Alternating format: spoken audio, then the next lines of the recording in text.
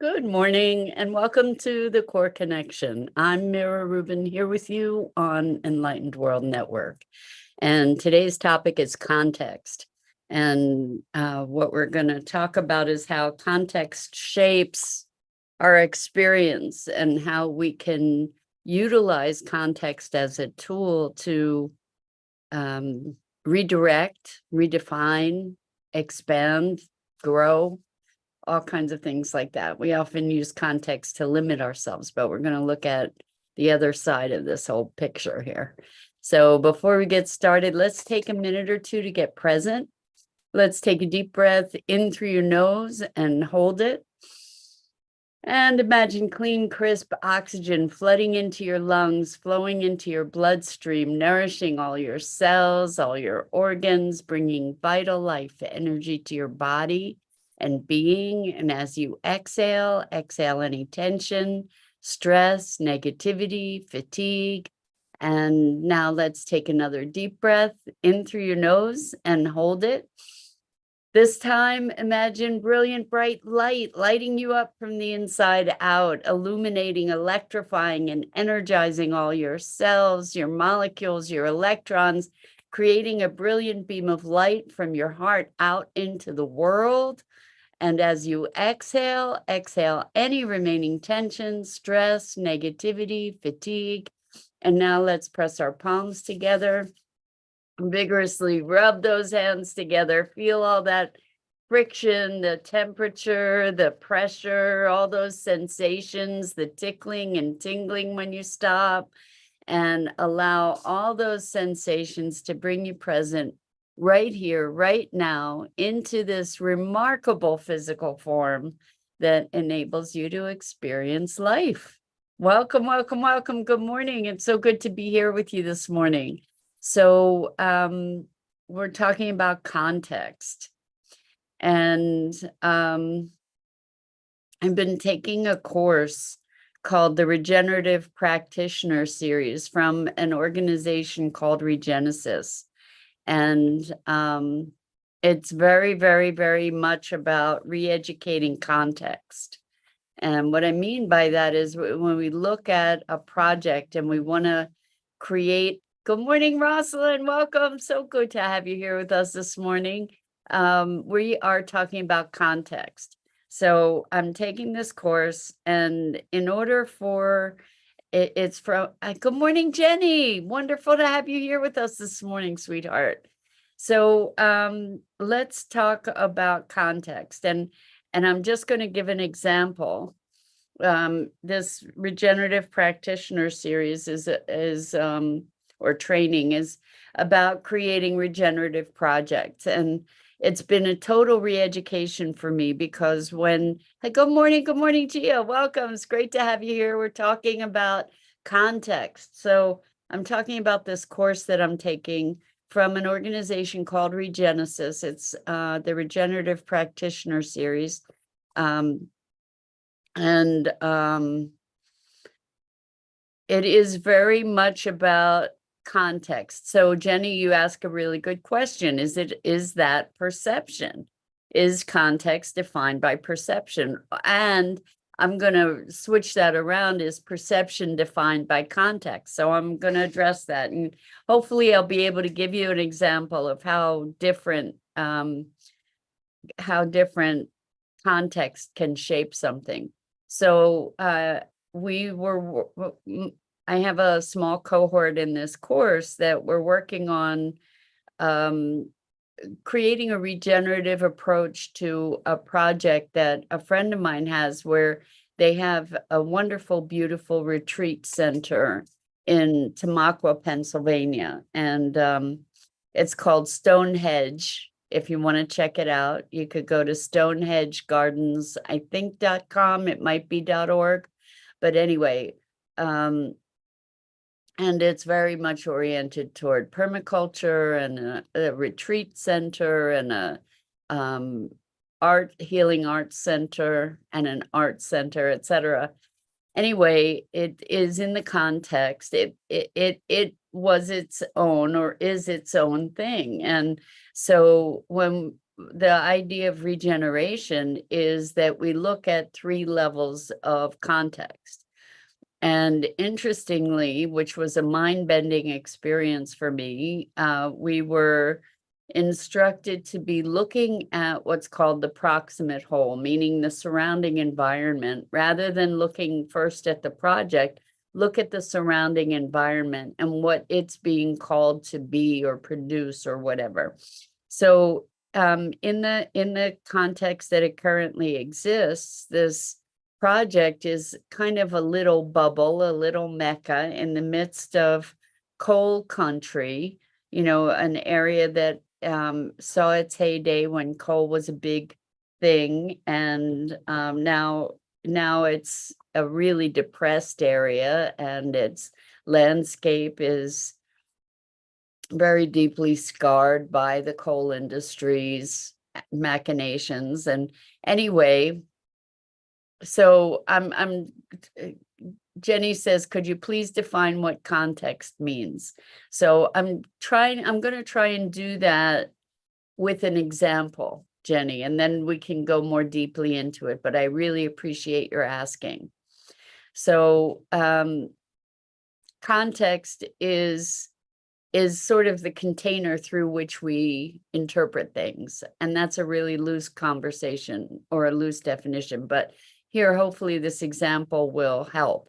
So the original context for this project was to perpetuate the vision of this spiritual arts, nature-based healing center, arts center that had been started 50 years ago, and to create programming and events and such that brought people from very different kinds of backgrounds together, right? So in this regenerative thing, we were encouraged to be looking at the container, the proximate whole. In other words, we were shifting context from this project that was its own entity that happened to be in this place, to looking at the place as the context within which this project existed, and to look at that place in the context of an even bigger whole, a bigger context, to say, well, what is this place, the town Tamaqua, and what is its relationship to an even more expansive and even bigger context? So the question is, like, how do we define that context? What is it going to be? And so in looking at it, I was looking at, well, what is Tamaqua? And Tamaqua has a rich history of being a hub of industry, because it was the center of this coal country, anthracite coal country in Pennsylvania. And as a result of that, it was a place where there were a number of firsts, like the first railroad steam engine, I think, I don't know if it was in the entire country, but in Pennsylvania, I think, and the first fishery, I'm sorry, a hatchery for fish, the first place in the country, in the world actually, to legislate rights of nature. So there's a lot of firsts, and we were looking at what is Tamaqua, to sort of create a context, a container through which to view this project. Well, and then looking at Tamaqua in the larger region, and I'm playing with the notion of the larger region, the context being coal country. And so if we look at Tamaqua as part of coal country, and we look at this regenerative project, this project that's trying to really create change in our relationship to the planet, and our relationship to each other and nature, and rehabilitating nature, etc., what emerged is the potential for Tamaqua to be sort of a center of rehabilitation and vision for restoring coal country, restoring the damage that was done through all this coal industry to the natural landscape, to environment. So Jenny says, down the rabbit hole to understand why wider complex perception. Yes, yeah, this is so context is defining the boundaries of our understanding. So by shifting the notion of this project, the context from this self-contained thing to being in relationship with its surroundings and being a reciprocal contributor to its surroundings and enabling its surroundings to be part of what it is, the context expanded radically, and the potential for the vision of the project also of a sudden gained a greater importance, a greater meaning, a greater possibility. Exactly, Jenny says, opening limiting beliefs. Exactly. So what has happened in my mind around this is that the potential for the project, rather than being this sort of isolated little bubble that was beautiful and had all kinds of wonderful intentions, to expand it into maybe being a catalyst or a hub place for rehabilitating coal country. You know, it's like the context just sort of exploded into something much more grand, much more possible, that would be aligning a much greater community of people and galvanizing a hope and a vision that is so much bigger than the original thought. So Rosalind says, akin to a company putting their motto or mission statement on their homepage website. I'm not sure where you're making that connection. However, what I can say about the motto or mission statement is that it's a whole different thing to say that our company is going to be equitable and fair and be committed to social justice. That's a whole different context, because it's confined to the company, to saying our company has a mission of transforming business to be a place of equitable inclusion and allowing themselves as that business to be outreaching and modeling and interacting and collaborating with other businesses to create this bigger vision, this bigger context, a more integrated context in the world, rather than being confined to their own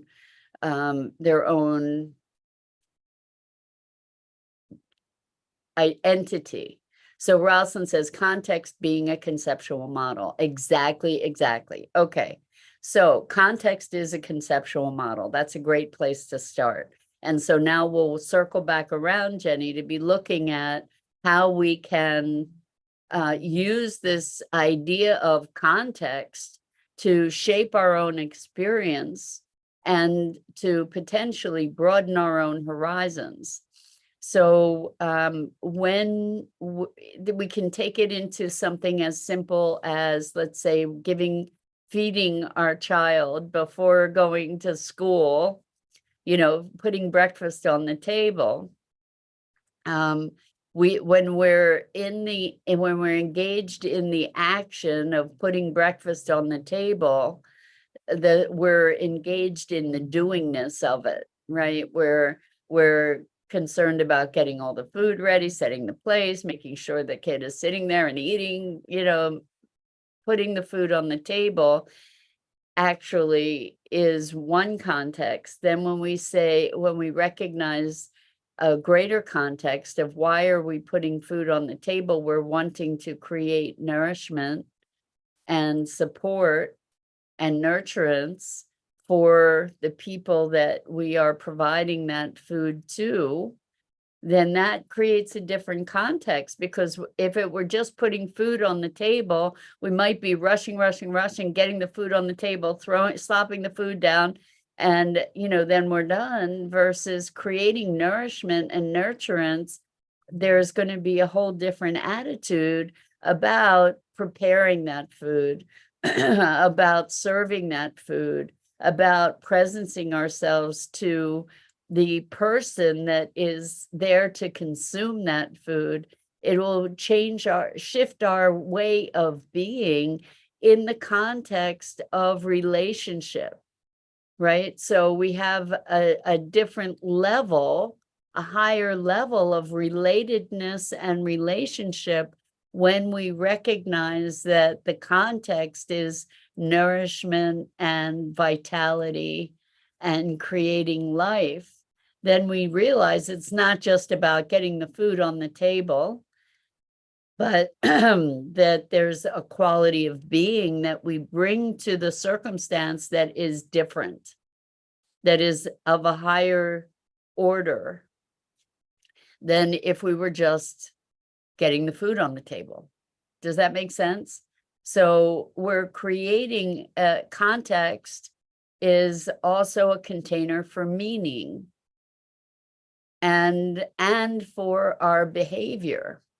So if and we've talked about this a bunch, that one of the foundational hypotheses that I operate from, which has really been life-saving and life-altering for me, is life is happening for me and through me rather than to me. And so that hypothesis, or that operating statement, creates a very different context from I live in a hostile universe, right? Or well, let's just stick with that. If I live in a hostile universe, that is a context through which I'm going to interpret everything. Somebody looks at me sideways, I'm going to presume that they're out to get me, right?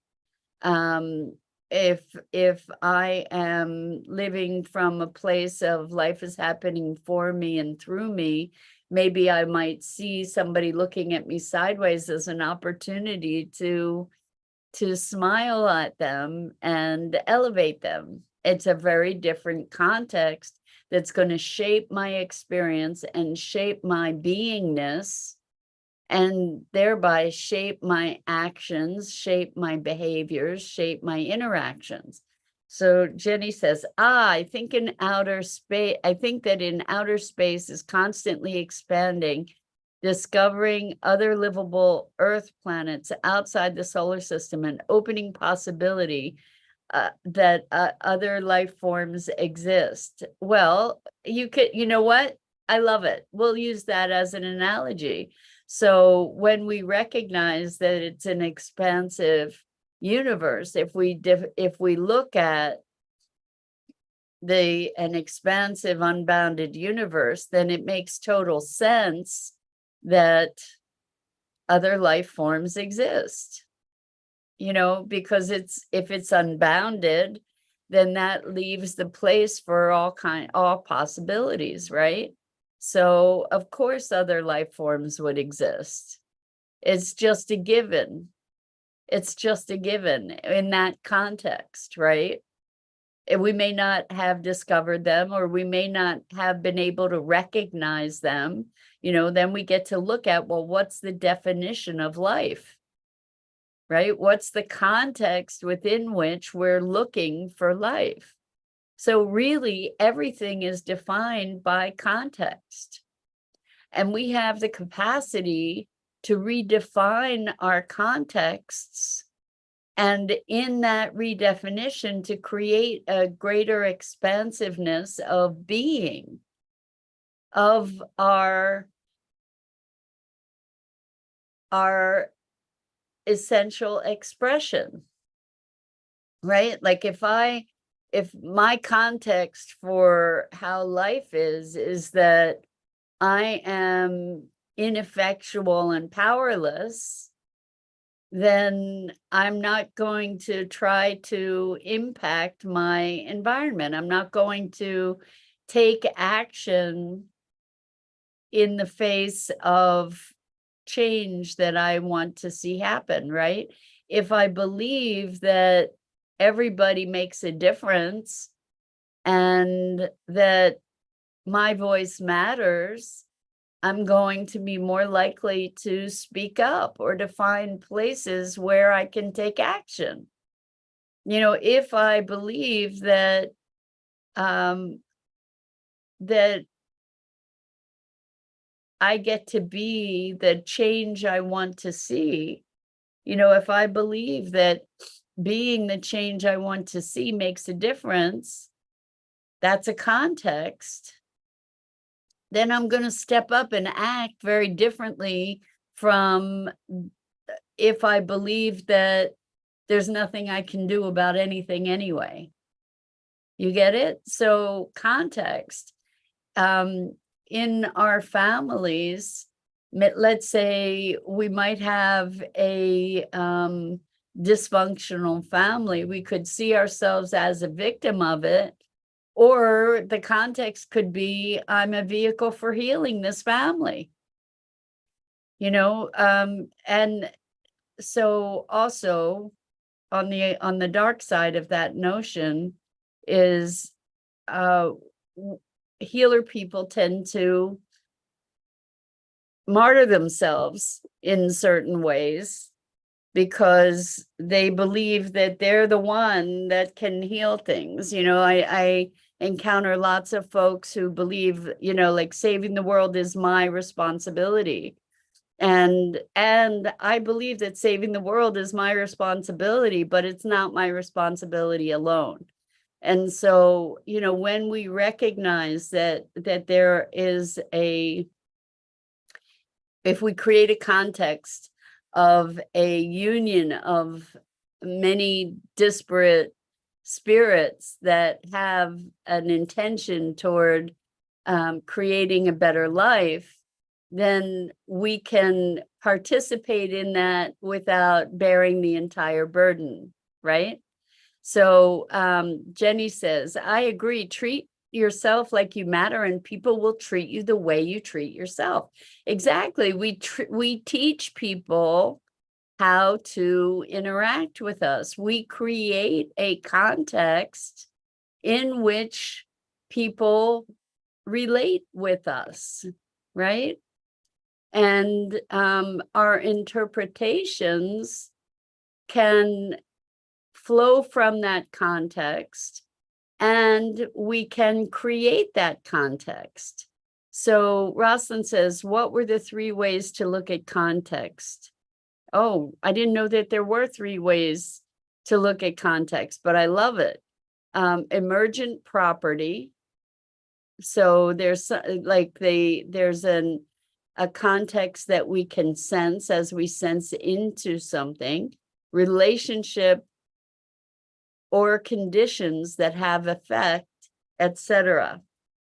So context is something that we can shape, that shapes us, and that is also evolving, right? Context is not something that need be static.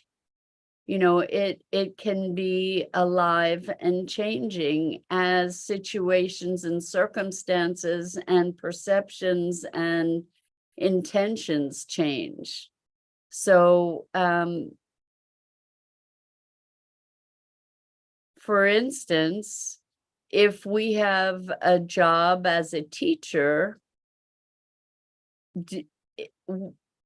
being the teacher in the context of a classroom is very different from how we might be in the context of a grocery store.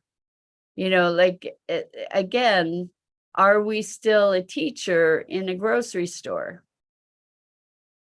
So the context kind of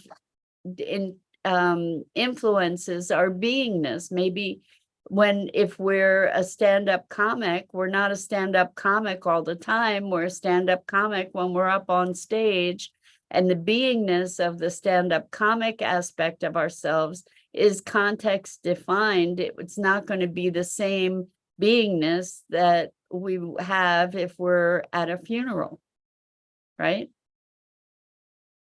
So Jenny says, healers have to believe in themselves, so then others will have faith and believe in the healer. Yeah, I think that's true. And I also think it's really important to be looking at what that belief in ourselves in whatever context means.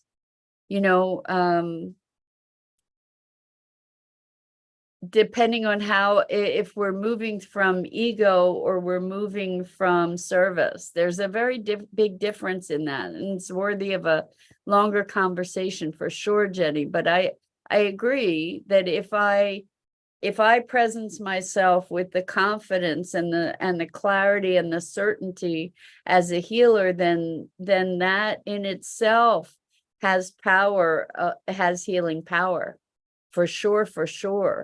And it spurs confidence in the person who I'm working with, for sure. So beautiful point. And Rosalind says the example was the regenerative farm. How the model came to be that model would be to restore the coal town.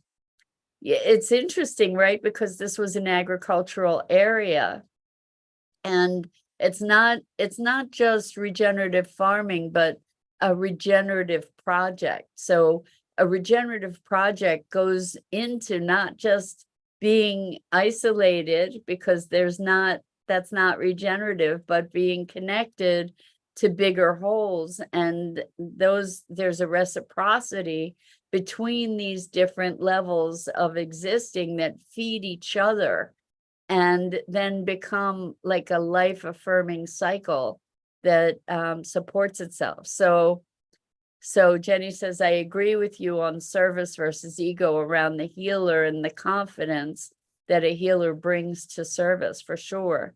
And Gia says, context affects our identities. It changes with what I am identified with in the moment, isn't it? Yes. So here's the thing, context affects our identities, and our identities affect context. It's a reciprocity. It's an evolutionary kind of thing. And the power in identifying and defining context is that we have the ability then to create another level, a higher order of being in ourselves as we create a greater context for our existence. So when we have a sense of purpose and a sense of mission and a clarity about that, then that changes our beingness. And Jenny says, I'm curious, what is your service? So that's a big question, and I actually have to go, and I appreciate that question. And I think that we can provide service on all different levels. So one level of service that I do is my core connection work. And it is about transforming consciousness. And so my whole thing is that the shift of the planet is going to occur as we transform consciousness. So as a professional, I use my core connection process with clients to support them in transformation, releasing their limiting beliefs and behaviors to be able to be fully expressing the essence that they are. And I believe that through the fullest expression of our essential selves, that is the greatest service and the greatest transformative power on the planet. because when we're empowered, we then can be here and make the difference that we came here to make. And so that's what I do here with you guys, is we're talking about consciousness. We're elevating consciousness and awareness and transcending the limitations that we have, and empowering ourselves to be able to be more deeply engaged with life and with its evolution. So thank you for asking that question, Jenny. And thank you guys so much for participation. This was such a wonderful conversation. It's like the time just evaporated for me. I really, really appreciate it.